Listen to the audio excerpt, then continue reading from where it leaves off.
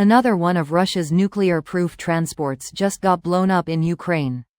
Here's a summary of the article.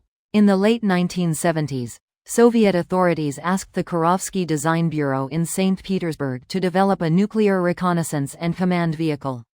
Not just any nuclear reconnaissance and command vehicle, but the best protected, most comfortable nuke vehicle imaginable.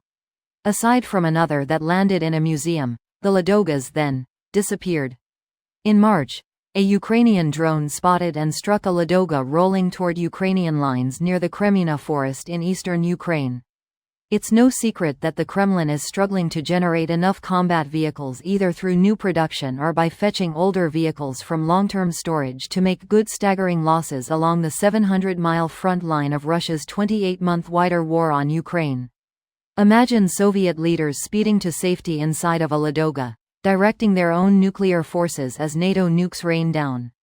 It's hard to imagine the engineers in St. Petersburg 50 years ago could imagine Russia losing 16,000 armored vehicles in a little over 2 years in a war with, of all countries, an independent and NATO-aligned Ukraine. This post received a score of 6,000, with an upvote ratio of 96%.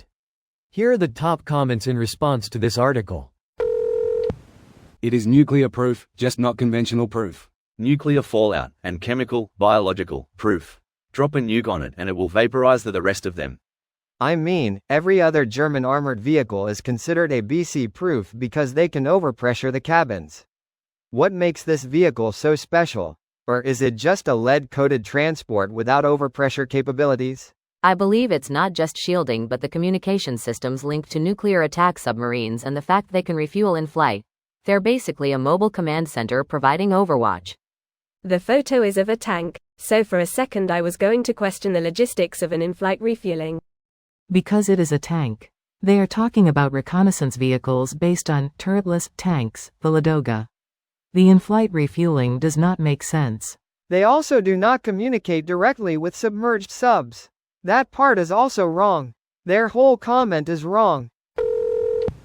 I often wonder what happened to the soldiers and equipment that drove over the irradiated forests, fields to take over Chernobyl. There's a video of a Russian soldier picking up a ball of cobalt from there with his bare hands. There's a really good chance he died of cancer already. Probably died of some secondary infection after the cobalt raised his immune system. Russia is so desperate for armor vehicle that they bring about extremely rare nuclear-proof command vehicle in non-nuclear battlefield and get blown up. Pretty pathetic. It's very cool. I didn't have this one on my bingo card of pulverized Soviet junk yet.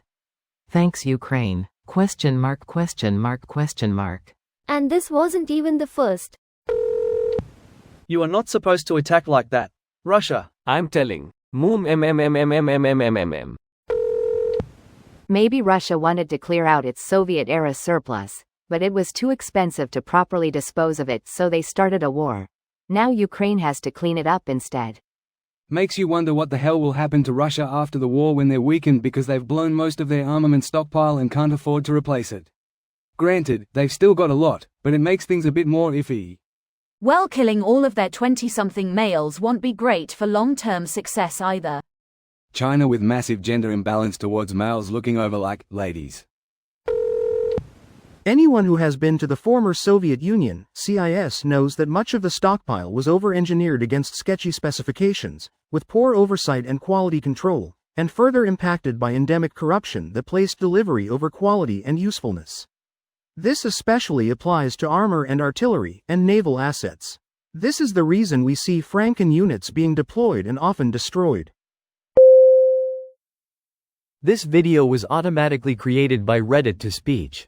The article and comments in this video were selected from Reddit according to their upvotes, and any paraphrasing was performed by smmry.com, without any human intervention.